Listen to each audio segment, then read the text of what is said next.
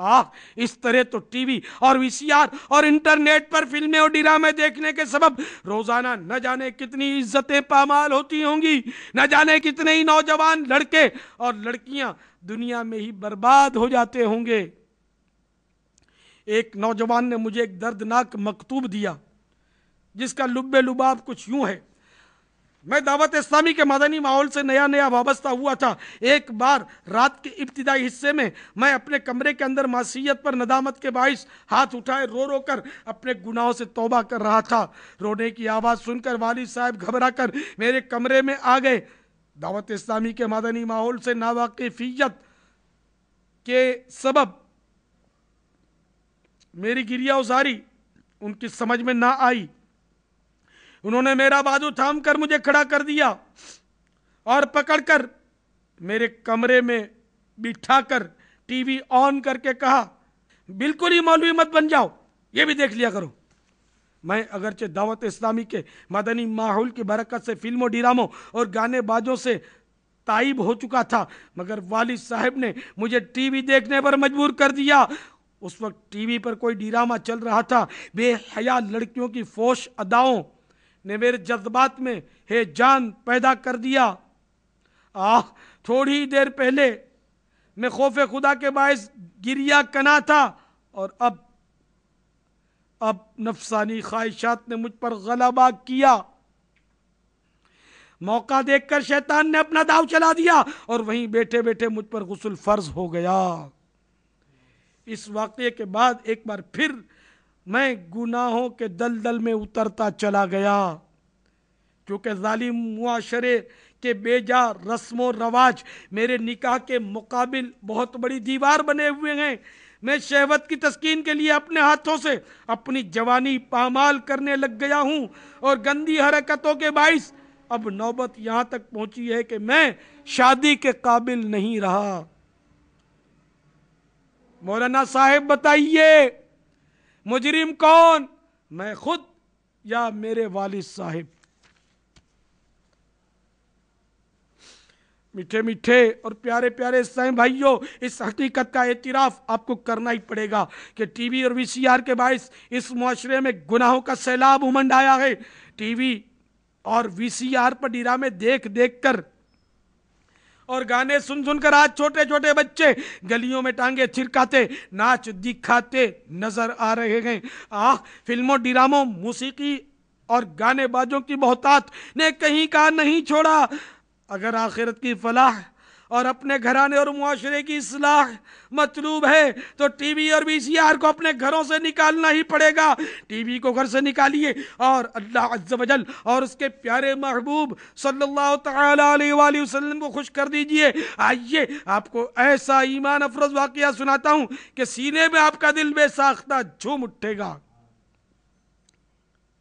کئی سال ہوئے ایک اسلامی بہن کے حلفیہ بیان والے طویل مکتوب میں کچھ یہ بھی تھا کہ میری پھوپھی جان جو کہ ہمارے ساتھ ہی رہتی ہیں، آپ سے طریقت میں نسبت قائم کر کے اتاریہ ہو گئیں جب ان کو معلوم ہوا کہ آپ ٹی وی کے سخت مخالف ہیں، کیونکہ لوگ اس کو فلموں اور ڈراموں کے لیے استعمال کرتے ہیں، لہٰذا ان کے دل میں بھی جذبہ پیدا ہوا کہ ہمارے پیر کی ناپسند ہماری بھی ناپسند۔ پہلے تو ذہن میں یہ آیا کہ اس کو بیچ دیا جائے، پھر خیال آیا کہ اگر کسی مسلمان کو بیچیں گے تو وہ اس کے ذریعے گناہوں میں پڑ سکتا ہے، لہذا انہوں نے ٹی وی کے سب تار کاٹ ڈالے اور اسٹور روم میں ڈلوا دیا۔ وہ جمعہ کا دن تھا۔ میں دوپہر کو مکتبۃ المدینہ کے مطبوعہ نعتوں کے کتابچے مدینے کی دھول سے نعتوں کا مطالعہ کر رہی تھی۔ مدینے کی دھول کی تمام نعتیں اب نعتیہ دیوان مغیلہ نے مدینہ میں شامل کر دی گئی ہیں۔ مکتبۃ المدینہ سے ہدیتاً مل سکتا ہے، مغیلہ نے مدینہ۔ دوران مطالعہ میری آنکھ لگ گئی، سر کی آنکھیں تو کیا بند ہوئی، دل کی آنکھیں کھل گئی۔ الحمدللہ عز و جل، مجھے غیب کی خبریں دینے والے میٹھے میٹھے مصطفیٰ صلی اللہ تعالی علیہ وآلہ وسلم کا جلوہ نظر آیا۔ میرے مکی مدنی آقا صلی اللہ تعالی علیہ وآلہ وسلم بہت خوش نظر آ رہے تھے۔ یکایک مبارک ہونٹوں کو جنبش ہوئی، رحمت کے پھول جھڑنے لگے، اور جو کچھ الفاظ ترتیب پائے ان میں یہ بھی تھا کہ آج میں بے حد خوش ہوں کہ ٹی وی کو نکال دیا گیا ہے، اسی لیے تمہارے گھر آیا ہوں. میرے گھر میں بھی تم آؤ، میرے گھر روشنی ہوگی.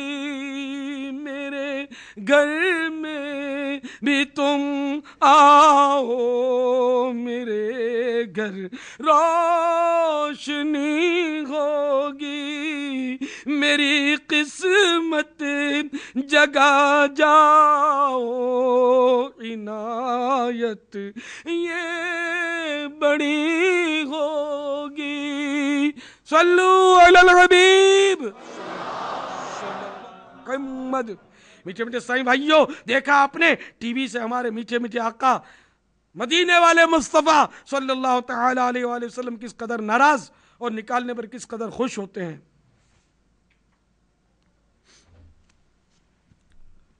عقل مندارا اشارہ کافی ہے، یعنی عقل مندوں کے لیے یہ اشارہ کافی ہے کہ ٹی وی گھر میں بسانے والی چیز نہیں. ایک طبی تحقیق کے مطابق ٹی وی کے ذریعے فری ریڈیکلز جنم لیتے ہیں جو کہ کینسر، دل کے امراض، جوڑوں کی سوجن، دماغی خلل کے مسائل پیدا کر سکتے ہیں. دماغ کے خلیوں کو اس طرح متاثر کرتے ہیں کہ بڑھاپا جلد آتا ہے. سورہ لقمان کی 6 آیت کریمہ میں ارشاد ربانی ہے، وَمِنَ النَّاسِ مَن يَشْتَرِي لَهْوَ الْحَدِيثِ لِيُضِلَّ عَن سَبِيلِ اللَّهِ بِغَيْرِ عِلْمٍ وَيَتَّخِذَهَا هُزُوًا أُولَئِكَ لَهُمْ عَذَابٌ مُهِينٌ.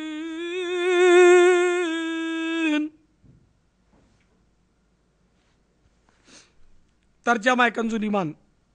اور کچھ لوگ کھیل کی باتیں خریدتے ہیں کہ اللہ عز و جل کی راہ سے بہکا دے، بے سمجھے اور اسے ہنسی بنا لے. ان کے لیے ذلت کا عذاب ہے. خزائن العرفان میں اس آیت کے تحت ہے، لہو ہر اس باطل کو کہتے ہیں جو آدمی کو نیکی سے اور کام کی باتوں سے غفلت میں ڈالے. کہانیاں، افسانے بھی اس میں داخل ہیں. اس کا شان نزول بیان کرتے ہوئے لکھتے ہیں، یہ آیت نضر بن حارث بن کلادہ کے حق میں نازل ہوئی جو تجارت کے سلسلے میں دوسرے ملکوں کا سفر کیا کرتا تھا. اس نے عجمیوں کی کتابیں خریدیں جن میں قصے کہانیاں تھیں. وہ قریش کو سناتا اور کہتا، سرور کائنات صلی اللہ تعالی علیہ وآلہ وسلم تمہیں عاد و ثمود کے واقعات سناتے ہیں اور میں رستم و اسفندیار اور شاہان فارس کی کہانیاں سناتا ہوں. کچھ لوگ ان کہانیوں میں مشغول ہو گئے اور قرآن پاک سننے سے رہ گئے. اس پر یہ آیت کریمہ نازل ہوئی. میرے آقا اعلی حضرت امام اہل سنت عظیم البرکت عظیم المرتبت پروانہ شمع رسالت مجدد دین و ملت مولانا شاہ احمد رضا خان علیہ رحمت الرحمن فتاوی رضویہ شریف جلد 23 صفحہ 293 پر جو کچھ فرما رہے ہیں اس کا خلاصہ ہے. بعض جلیل القدر صحابہ و تابعین مثلا سیدنا عبداللہ بن مسعود، سیدنا عبداللہ بن عباس، سیدنا سعید بن جبیر، سیدنا حسن بصری اور سیدنا اکرمہ و مجاہد و مکحول وغیرہ ائمہ صحابہ و تابعین رضی اللہ تعالی عنہم اجمعین نے لہو الحدیث، حصہ آیت لہو الحدیث کی تشریح موسیقی اور گانے باجے سے کی ہے کیونکہ یاد الہی سے غافل کرنے کا یہ ایک قوی سبب ہے.